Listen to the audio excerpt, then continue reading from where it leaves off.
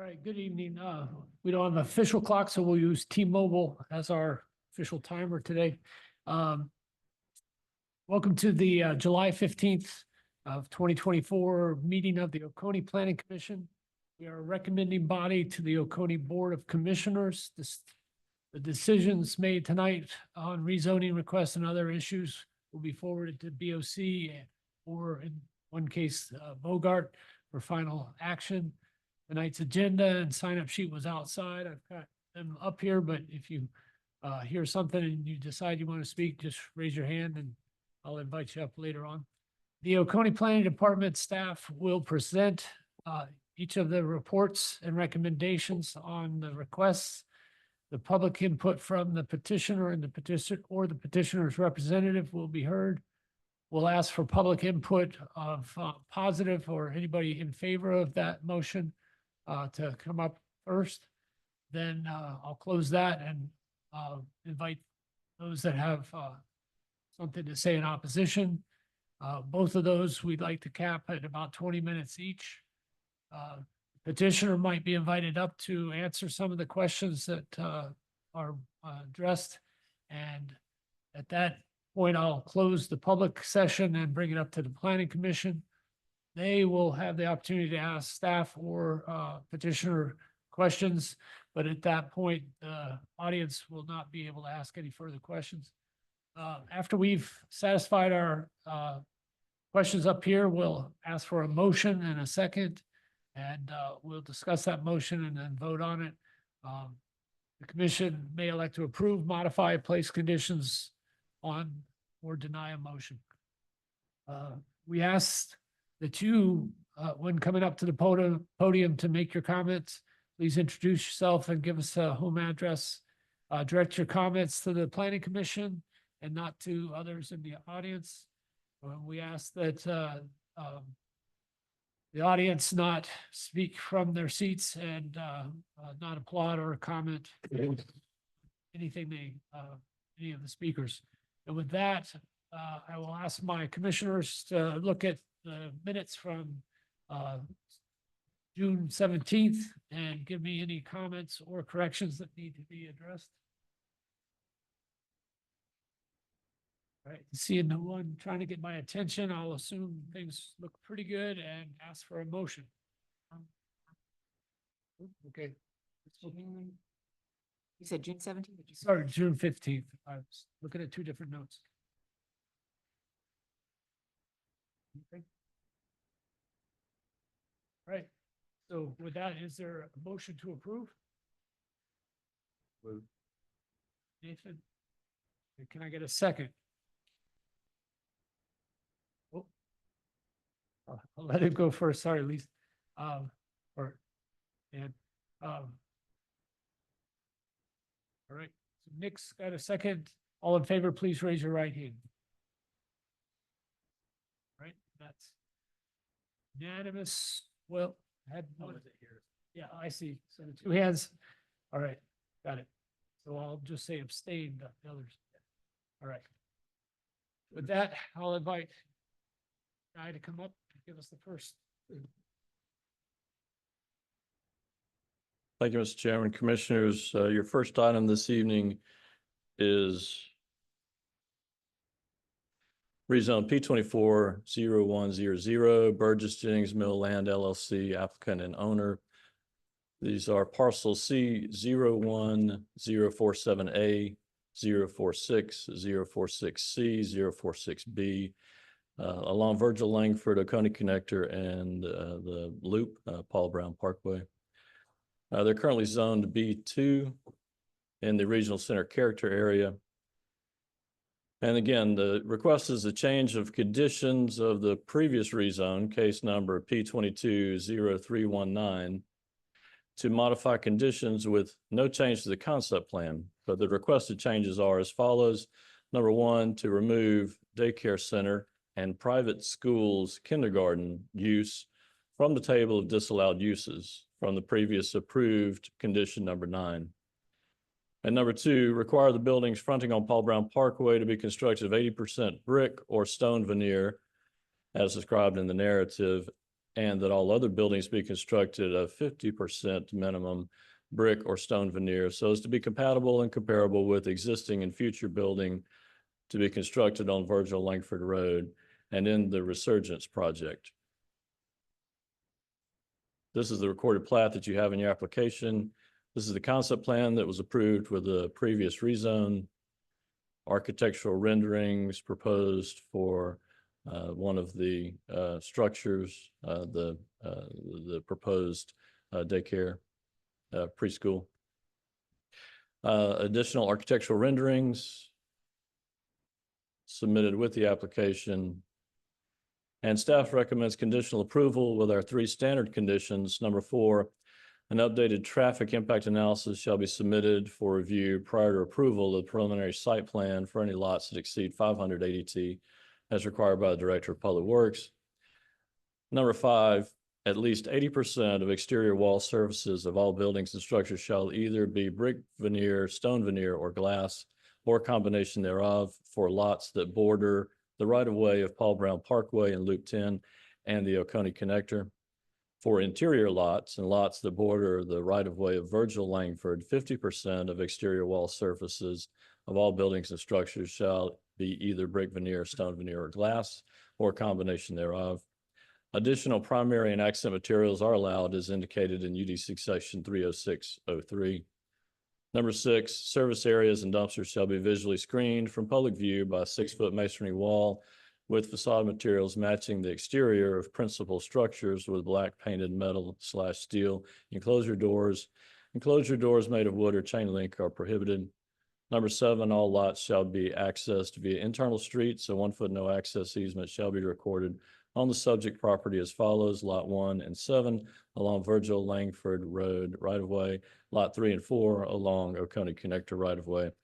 And finally, number 8, the total building square footage of the project shall not exceed 174,500 square feet. Number 9, the following uses allowed by right in B2 zoning district shall not be allowed on the subject property. This is the table that would remove the preschool and the daycare from this list. And that is all. Thank you. Right, I'll invite the applicant's representative, but I'll ask Gavin to have his seat as well. So the applicant's representative, go ahead.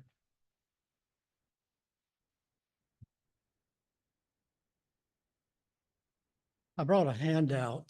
I brought 10 and I gave Guy 1. And now, okay, now I have enough for everyone. Let's get it.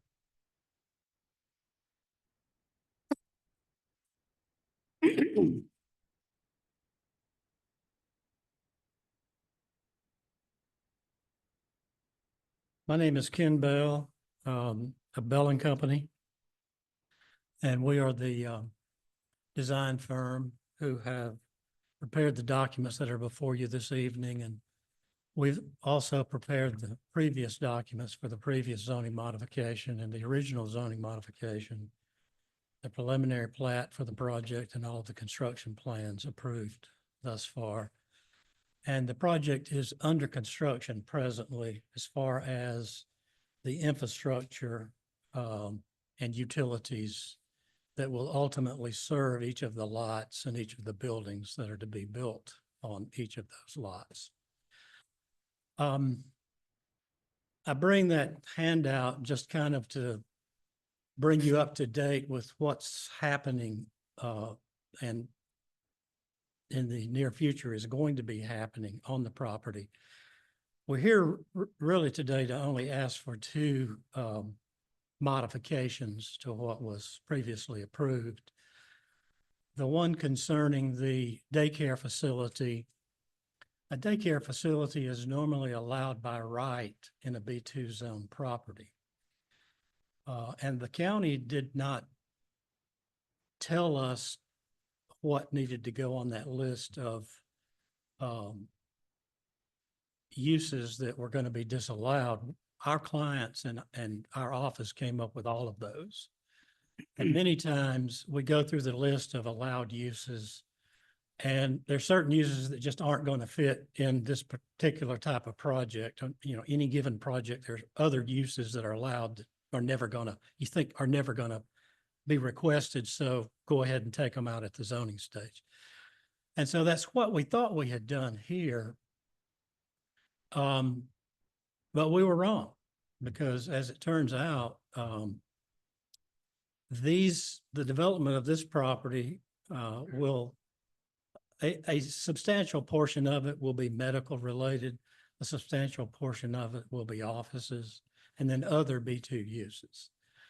And it really stands to reason if there's going to be a high population of employees, particularly who have children, that they would love to have the opportunity to drop their children off close to where they work rather than having to drop their kids off early and then drive further to where they're going to be working. So the owners of the property were approached by this company that's been in the daycare business for many, many years, and they do upscale daycare centers. And they wanted to be included in the project.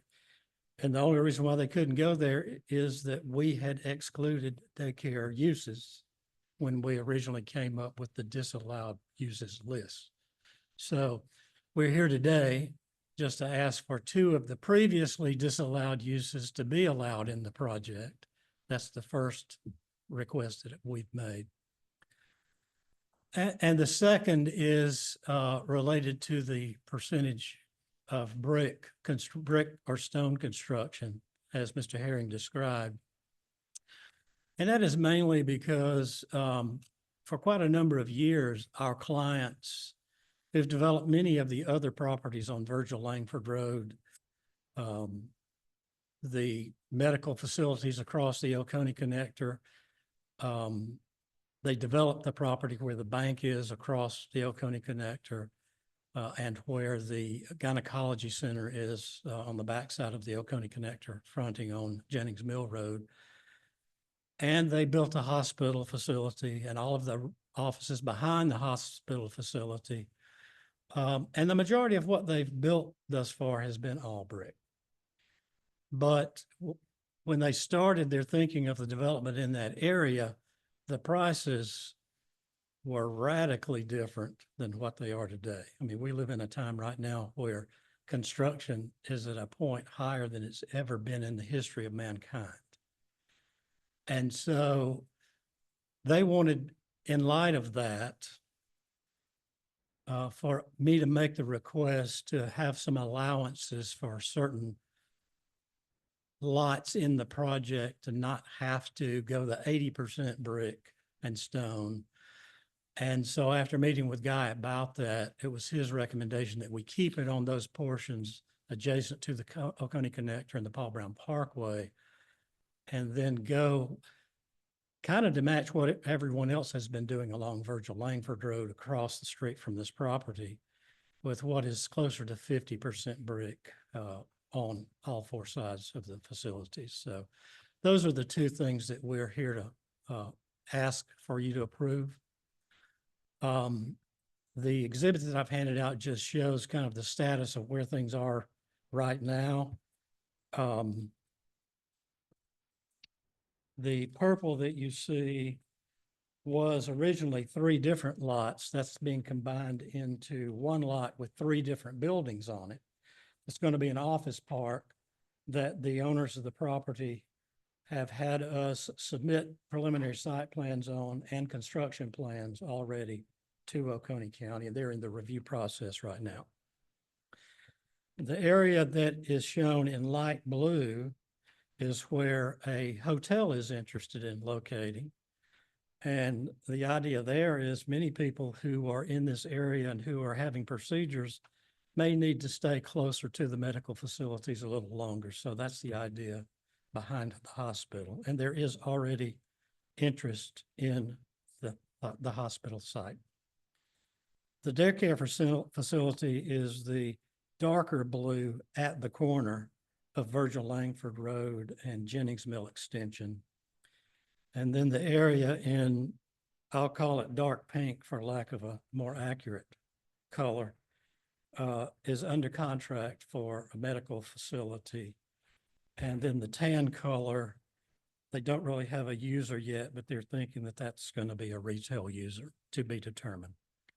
And then the gray lots are not yet under contract, or do they know which direction they're going to go? So that's just kind of an update for you guys to have before you vote on this. That's all I have to say. I'm happy to take any questions that any of you might have about the project. Thank you. Thank you very much. So I don't have anyone signed up to speak in favor. I'll open it up if anybody signs.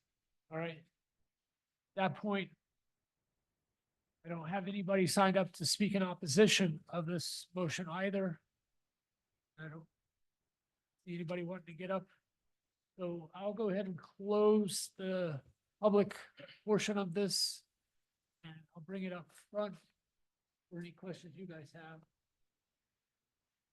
While I'm waiting for them to get my attention, Guy, do I understand the two blank spots on this item 9 that you've given in your staff report are the two that have been removed? So you physically have done that for. That is correct. Okay, because I noticed the group daycare center was still on there. I was just clarifying. That's correct. We've removed what they've requested to be removed. So with that, guys, are there any other questions that you need to straighten out up here?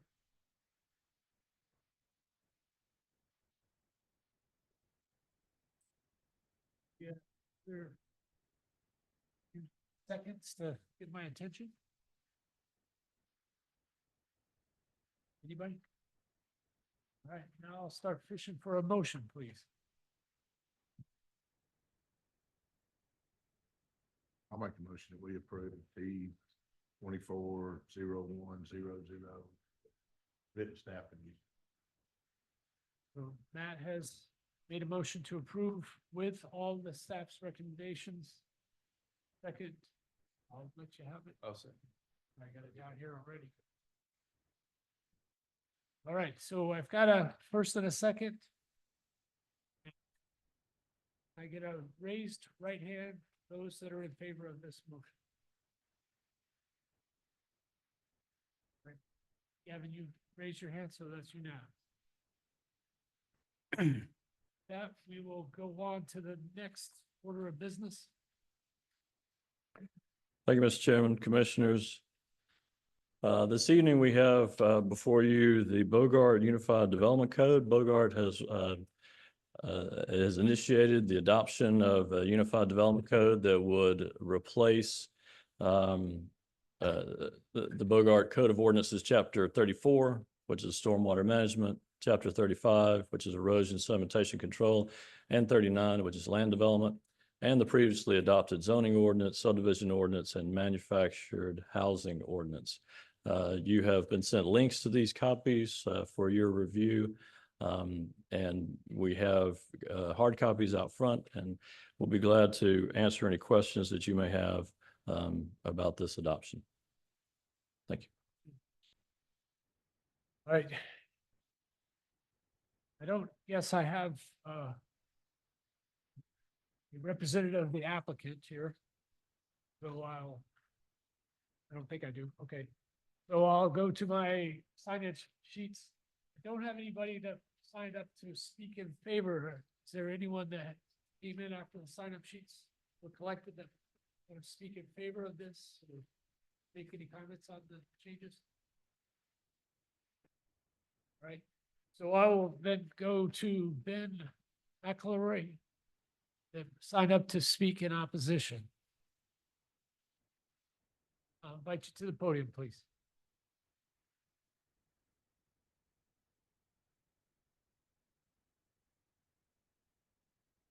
I'm Ben McElroy, 205 Westwood Avenue in Bogart. And I appreciate the opportunity to come and be heard concerning my concerns about this proposed ordinance. And I've got 3 or 4 different items that I want to speak to.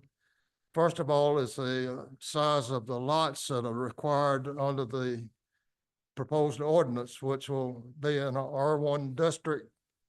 will have to be 1.5 acre lot. Now, the current, regulations calls for 30,000 square feet, which is more than what is recommended by the health department as a minimum lot size. The health department requires 25,500 square feet. So 30,000 square feet is a fair sized lot, and I'd say that most of the people that live in subdivisions anyway in Bogart live on a lot about that size. It's adequate for installation of a septic tank, sewage system, as well as enough space for a backup system. So to increase from 30,000 square feet to an acre and a half lot, which is 65,340 square feet, that's an increase of 118% increase. That's more than double the existing size lot, going from 30,000 to 65,340. So all of this is costs money. Land costs money, and that's only the beginning of it. In a subdivision, the larger the lots, you have more cost related for infrastructure, such as the streets, the water, all of the utility systems. So you've probably heard that young people today are having trouble finding a affordable house for sale in a subdivision that they can start a family with. It's just costs have gotten out of reach. So I'm opposed to the new ordinance based on that, increasing the lot size by 118%. Talk about inflation, that's self-inflicted inflation. And don't think it's necessary. The health department doesn't think it's necessary either. I don't know where the idea of going to an acre and a half lot in an R1 district came from. But personally, it sounds like a good thing, but when you think of it from the standpoint of landowners, for example, if a landowner now has a lot which is 200 feet fronting on the street, 300 feet deep, that would be 60,000 square feet. Maybe this landowner has 2 children and he wants to deed 2 lots, 1 lot each to 2 children. He could divide it, the 60,000 square feet, into 2 lots. But under the new ordinance, he couldn't do that. So the way I look at that, increasing the size of the lot as such is taking away the use of that land from that landowner. And he would probably have a pretty good case for wanting somebody to compensate him for that loss that he suffered by not being able to deed out 2 lots as opposed to maybe 1 lot. The second thing I wanted to speak to was the proposed ordinance requires the developer of any major subdivision, that is a subdivision containing more than 5 lots, to establish a homeowners association. And of course, each lot is developed and sold would have to be sold to a party who would buy into that homeowners association, and they'd be charged fees. And I don't know if maybe some of you have read Reader's Digest recent copy. They have a great article in there about the horrors of homeowners associations that happen throughout the United States. And this article says that the average cost of being in a homeowners association subdivision is an additional $3,500 per year, which is a heap of money, especially when you think about young people looking for an affordable lot house that they can buy to start a family in. So I called a couple of prominent real estate people in Clark County, and the first one I called, I said, "What's your reaction to homeowners association?" And he said, "I would stay away from it as far as I can." And he said, "I've managed a number of homeowners association, and as long as they are organized and run by good people, they maybe serve a purpose." But he says that rarely ever happens. And I had some experience with this personally years back when Cedar Creek subdivision in Clark County was developed, where I was the engineer and land surveyor and part of the land planning and negotiated the contracts for and supervised construction of some 650 lots in this subdivision over a period of about 12 years, about 50 lots per year that we developed. And we started off with the only amenity in the subdivision was a swimming pool and a bathhouse. And each person that bought a lot was given a pool membership as part of the purchase, but they organized the homeowners association to take over the swimming pool, which later on was abandoned, and they reorganized as Cedar Creek Civic Association. And it's open to the public to be a member of that association. You can be a member for $45 a year, which is very nominal. So they abandoned the idea of a homeowners association and reorganized as the swimming pool association, different thing altogether. So the second real estate person that I talked to about homeowners, he was more neutral, and he said, "Well, it's another layer of government and the people controlling what you can do and what you can't do.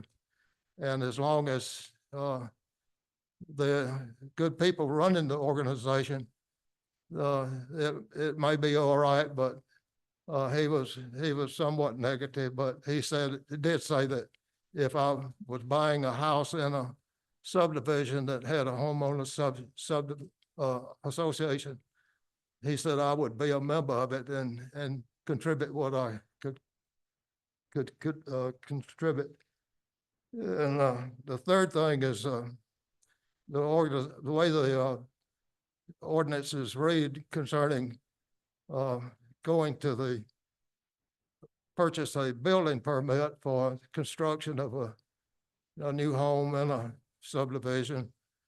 The previous old ordinance that we now have specifically says that a civil site plan is not required in order to get a building permit. But the new ordinance does require a civil site plan, and with whatever information that the code enforcement people want to stipulate that, put into this. So this complicates the being able to process a building permit.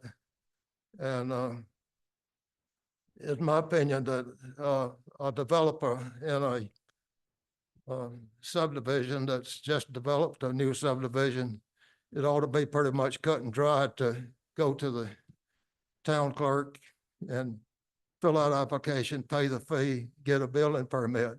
The developer is not going to build anything that's detrimental to his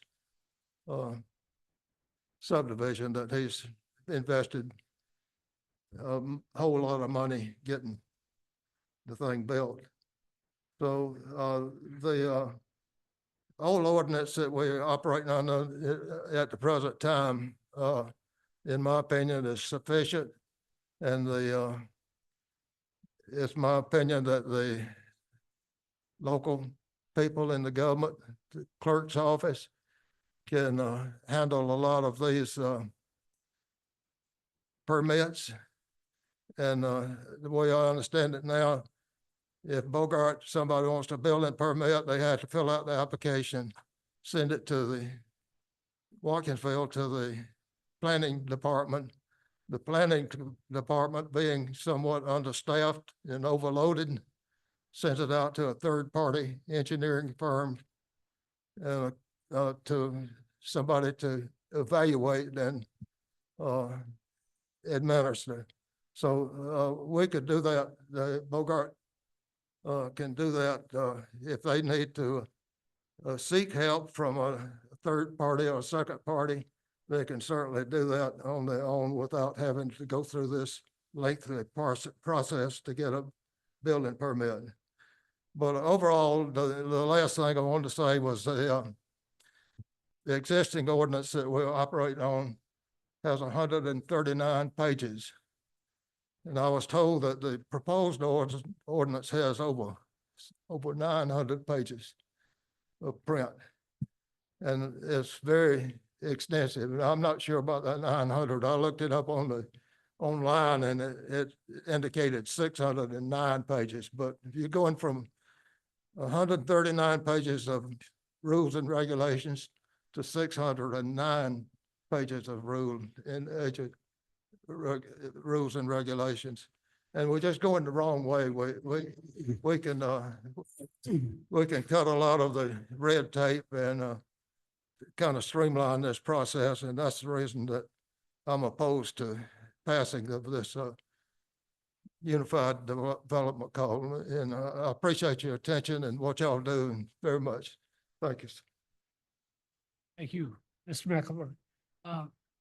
So I don't have anybody else signed up to speak in opposition. Is there any generated?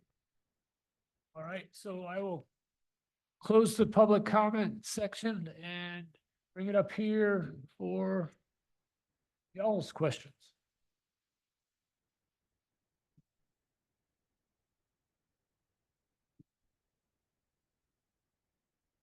I have, go ahead. I guess, Guy, could you answer? I don't have it in front of me because I didn't bring my computer or anything, but would you say that Mr. McElroy's assessment is accurate on especially the HOA requirement? There is a requirement for an HOA, yes. It's similar to our UDC, which also has the same requirement. Yeah. So HOAs are required in major subdivisions, and it's primarily for stormwater management. So each subdivision that goes, a major subdivision is required to provide stormwater, and there has to be a responsible party to manage that to administer that stormwater. And that is typically the HOA. And is there any other structural or administrative requirement for the HOA other than that? Stormwater requirement? There are standards in the UDC of requirements of declarants and that type of thing, yes. Definition of major subdivision, though, I thought was More- larger than 5. That's right, more than 5. That's right.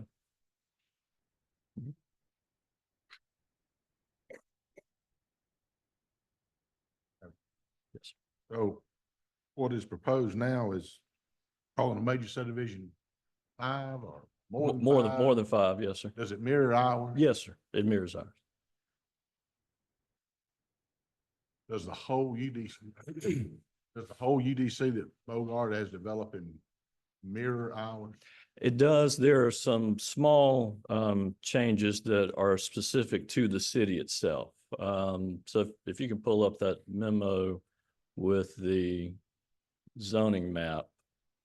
So also with this, they're adopting the revised zoning map. This is, can you give me the current zoning map, please? So the existing zoning map You'll notice the categories, CBD, Central Business District, General Business, Industrial. These are being converted to our categories on the draft, but this is the proposed new zoning map that would go along and fit with the proposed UDC, which is mimicking our UDC as well. So if you zoom in on the existing map, this entire area is CBD. Can you zoom into that one? We Yeah. have, do we have a central business? No, we do not. That's the difference. That's the difference. Okay, Yes, all sir. right. So this is that central business district that the current zoning map has both of these as central business. We've removed this from the central business district and made it into a light commercial and left everything in the core downtown as part of that central business district. And the idea behind that is for them to protect the integrity of that architecture that's there now and keep that the small portion of the town intact along the railroad and along Main Street. So that's really the only change between the two zoning maps, and our code doesn't have that central business district, so we did have to create that for them in the UDC. Okay, I know our code in the town, in the county, our minimum lot is it the acre? It is the acre and a half. It's the That's acre and right. a half. Yes, sir. So I know I just developed some lots in the city and we had those at, smallest one was 0.58. So do we know what our average lot is in No, the city of Bowman? I do not know what that might be. No, sir. Because I just know that city lots are typically a lot smaller than county lots. That's right. And And- those that are and- existing. And you know, I'm feeling for the citizen of Bogart who stood up and said acre and a half looks big for the city. And any of the existing lots obviously can remain. Right, as existing lots buildable can lots of remain, record. Yeah. but it looks like there is some open lots here that at some point will probably be divided. So I don't know. I understand the conundrum. Yes. That's all I got. So I had a question kind of along that line as well. Are we saying that there's not a new, I was hoping that there was a new zoning that allowed for 0.3 or 30,000 square foot, 2/3 of an acre, 0.58, whatever. Because I'm kind of scratching my head on that. If I'm right off of the main street there, I wouldn't typically expect an acre and a half walking distance from downtown Bogart. Mhm. It It's has just- to- yeah. they'd have to- request them pay part 2 or 3. Yeah. So it would be an extra step. Yeah. But basically, it's all R1 right now, so the definition.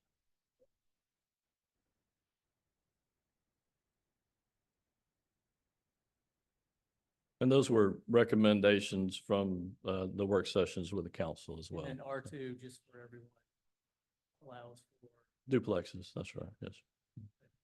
not single family. I believe it's both single family and duplexes. Yeah.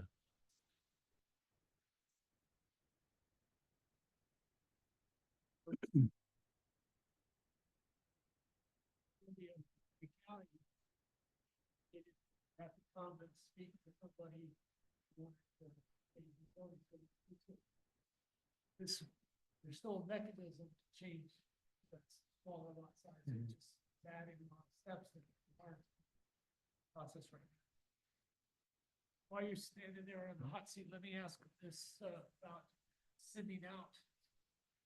Do we actually have a staff shortage where we're not able to help Bogart? No, no, we Bogart do not. asking us- That's right. So the city of Bogart actually has a contract with the county to provide these services. So we both provide planning and building and code enforcement services to the city for a nominal fee that's paid out quarterly.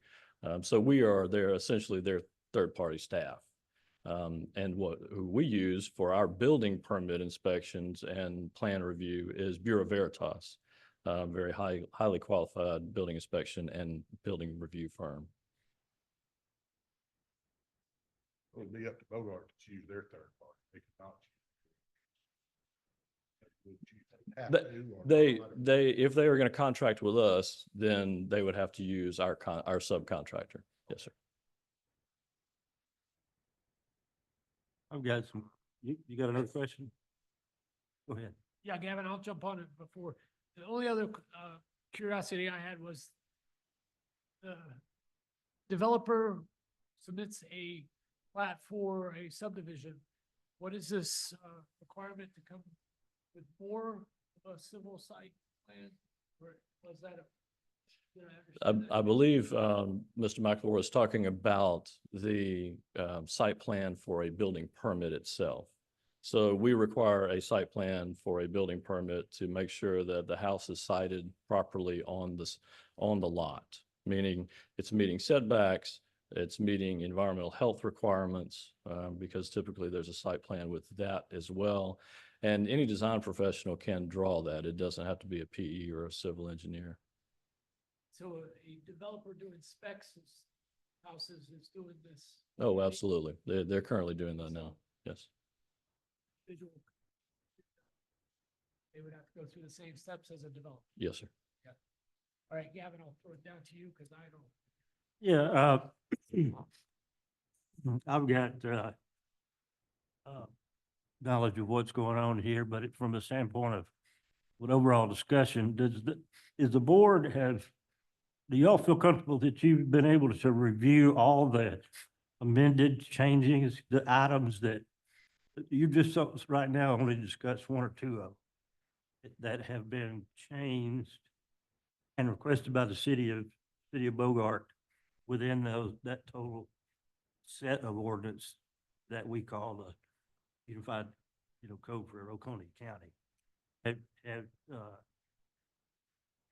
For example, at this point, I'm a little confused as to the presentation from the planning in regards to all of those items. Typically, when a presentation is made in regards to a rezone or special use or whatever it may be, we are presented with the facts and conditions of approval, which of course include the staff recommendations.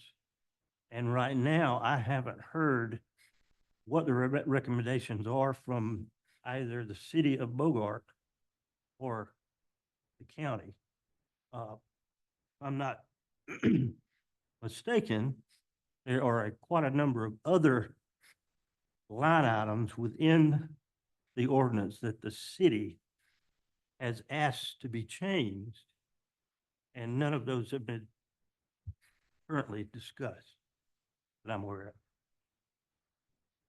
I'll go from Gavin's comment to say that, yes, when we make changes to the Oconee UDCs, we often get the red ink and the cross out and this and that.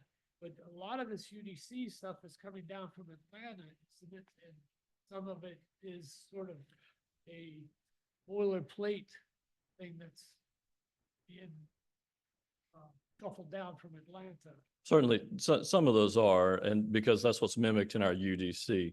The council is considering as far as adopting our standards for foundations, and then limiting those to crawl or basements, those types of things. And maybe that's something that you're referring to, but Well, for example, that is one, if you would Yeah, describe yeah. the foundation difference that's right. that's So, being requested. yeah, there's a discussion that was had with the work session that they wanted, to not allow slab foundations.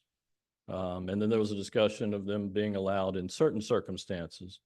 And so I believe the council, or at least during the work session, it was shown that they would prefer that those be only crawl or basement on any new construction. So that was ours, allows for a percent grade change over the lot, right? So if it's 5% or less, you could do a slab. But of course, and what we've been asked to present is to not have that option.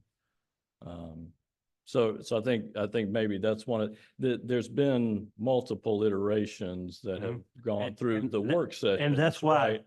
for Yeah. example, I haven't actually seen But this is I the haven't final seen the- document. Yeah, so what you have is that final document that is being proposed by council. And that's what was forwarded to you for your review. but currently we don't have a red line. We're not looking at a No. a document that highlights where those changes are, so that we are having an opportunity to review that and make a decision, because what we're fixing to do is we're fixing to set a standard for a community in the county, within the county. And I'm looking at it from the interest of both parties, obviously. I am represent the city of Bogart, but I'm concerned, for example, on that particular request in a change that a property owner not be allowed to build a slab home potentially is a major hardship for someone, particularly when we are, as has been represented, we're trying to allow people to get into our communities and that are younger families and to come, be part of the community. So, and along with the acre and a half minimum, I think what I'm concerned about is that our existing city council has reviewed this, made a determination on the 1.5 acre adoption as a rule to kind of encompass everything, so that basically, I think maybe they've been advised by and you can tell me if y'all advise them, that if you do it that way, then they have to bring everything through a review process. And then we could possibly do a variance to a smaller, or variance to this type of construction or otherwise. And I don't think that's a legitimate answer to the issue. For example, just to say that, as you were saying earlier, there are a number of cases in a new urbanism in-town environment where it just wouldn't make sense to have, obviously, an acre and a half lot. In the city of Bogart, we're saying that not only can you not build a new home on a lot, it's not an acre and a half or larger, that is a new developed lot. Or we're saying, as it has been suggested, that the conditions on the being able to split it have changed. And anyone that, for example, that had say an acre and a half lot or a 2 acre lot or whatever, there existing requirements within this within the county, for example. And we just voted recently on one that regarded a multifamily decision. But that is where there are lots and neighborhoods that are represented by next door houses and so forth, that are allowed to build smaller and build on a smaller lot, as long as they meet the standards for the health department. You could, for example, build 5 houses on 10,000 square foot lots and put a community septic system in that would allow you to develop. And so there are a number of cases here that I'm afraid the city of Bogart and the county are opening themselves up to being suggested that we have hindered part of our community property owners from the ability to be able to market, sell, develop a lot, potentially under these couple of items we discussed, but there's quite a few other ones. And I think it would behoove from the representing the city, I would like to see this board have an opportunity to look, or this planning commission, to look at all of those red lines as a totality. because we are setting a standard that might want to be copied by Bishop or Watkins-Ville or whatever, somewhere else in the community. And every time you change a standard, you open yourself up to another set of issues. In addition to that, we all know that things are coming down from, state and federal and so forth, one of which is taxation of water that drips off every one of our homes. Clark County changed their ordinance quite a long time ago. They collect quite an expensive tax for the purpose of stormwater management. And that involves every lot and every piece of property within the county and city of Clark. Currently, we don't quite have that same sort of setup. So all of these things are part of this discussion. We're opening ourselves up to a lot of different things if we don't look at the individual details. Thank you. All right, so I'll ask a point of order. We no longer have the ability to table Right. things, and I assume it applies to this. That's type of right, thing yes, sir. Too. Yeah.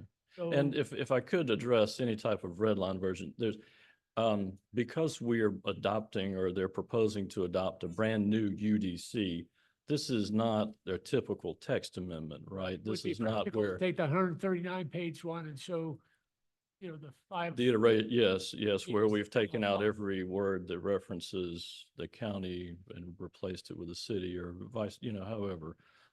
So the only way really to do this is to provide the document itself, and provide the public that option, that link for review, as Mr. McElroy has done, and maybe others have as well. I don't know, but there will also be another public hearing, I believe two, with the city of Bogart that'll also provide that opportunity for review and public comment before adoption. And so to Gavin, I will admit that I did not look at the previous 139 page version. I studied this version as to how it applies to what I've seen this county do. Right. And while Watkinsville doesn't do it this way, Right. that's why we see a difference between the county and Watkinsville. This document that's being proposed is very consistent with what I've seen. Right. You- I have I have represented this to our community in Bogart that I would like us to see and become as much as possible uniform with the county. However, there are always special requirements for a specific city depending on what it is that you want to occur within the city. I think if I were to ask anyone individually on the board that represents a specific small city within the county, and they were to look at all the potential items that have been maybe suggested, recommended by the county, and possibly adopted in a willingness, obviously, to represent the community of Bodart. We have city council people and mayor who have attempted to do the best job, make the best decisions they make. I'm concerned that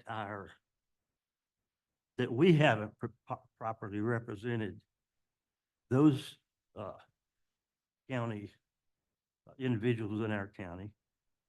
We haven't represented those that live within the city of Bogart unless we've been able to look at both sides of the equation.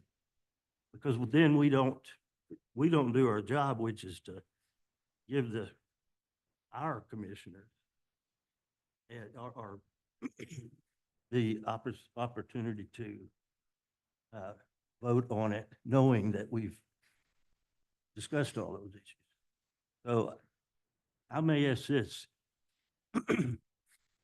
Would it be, we can't make a determination. We have one option, either to deny it and it go back for a future discussion with the city of,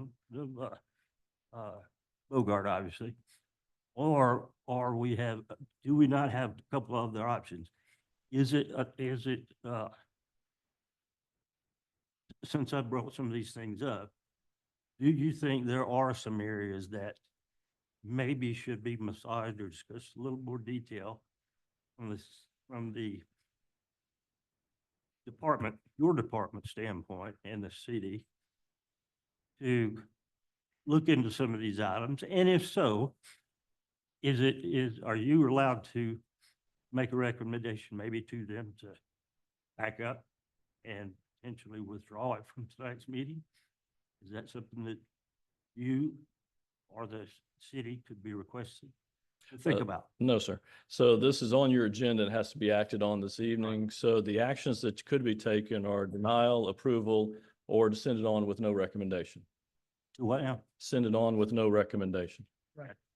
And I will read the preamble that I give every meeting. We are an advisory board, Right. volunteer advisory board, and we do the best we can. Right. And yet the final decision will be made by the citizens of Bogart and their own government. So, yeah, we only have those few options. Mhm. And I apologize for not looking at the 139 pages and seeing how much of a change it's Well, gonna. I'm not saying you have to look at the 139. I'm just saying you need to look at the ones within our ordinance. Matt that- has another question, so let's hit a couple more and then we'll just have to fish for a motion. Given the, Because they're not saying they're gonna adopt our entire ordinance. They're saying they're gonna adopt our ordinance subject we to were- a list of items. I understood my task was to check what is being proposed, be kosher with what I see used on a regular basis. Pass that on up and then they can nitpick it as much as they want, just like the BOC does with some of our decisions. So when Mr. Bell presents an application, we look through it as best we can. Mhm. We take the staff's recommendation and if we have a difference, we sort it out. Then we pass it on. Now, if Mr. Bell still has an issue, he takes it up Board of Commissioners, and that's what will happen here at the Bogart County Commission. So Matt, your question, please. Yeah. So my question for Guy is, you said you had work sessions with the city of Bogart. Can you lay out what the public input has been in the work sessions? Or you? Sure, With that- the city council, or tell us how that, how. No, does- they were so open Tell us meetings. how Mr. McElroy has input Right. at some point And and take up with his and he- elected officials. he has spoken at both of those. Okay, so we've had- so that's It were already open been, meetings, they were work sessions. They have had input each time. Yes, sir. okay, thank you. Could you, when you say represent, it has been advertised and there has been opportunity to be part of that. Would Yes. you, have any idea how many numbers or, there were that showed up to be part of that discussion? in any of those I do meetings? not, but I'm sure Grace or Beverly would have that information for you. Who would? Grace or Beverly. Can I ask that question of Beverly? She's here, Grace.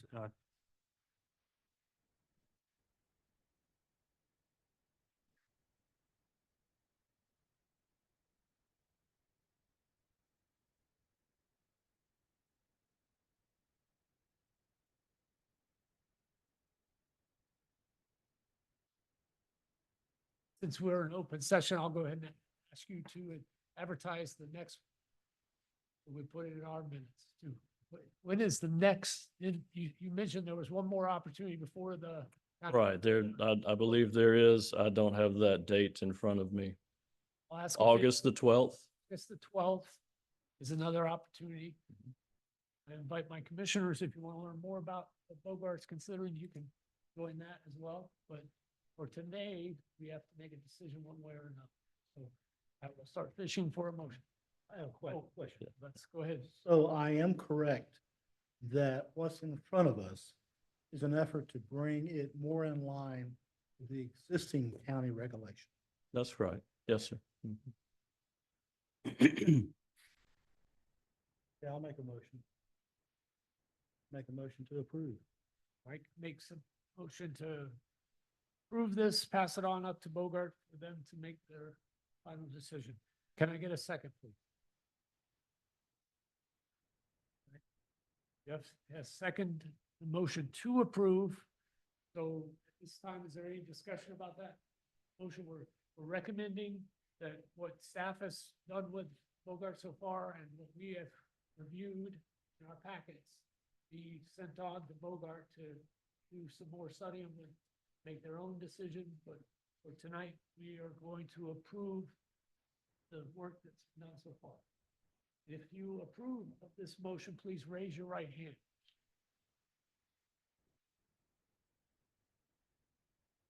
I count 6 in favor, and if you disapprove of this motion, please raise your right hand.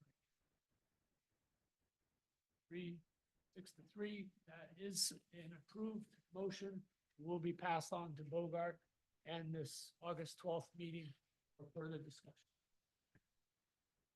All right, with that, I will ask if there a motion to adjourn, because that is all the business on our agenda today. So moved. Thank you. Lisa has given me one. I need a second. All right, Nick. And with that, I'll ask you to stand up as your vote.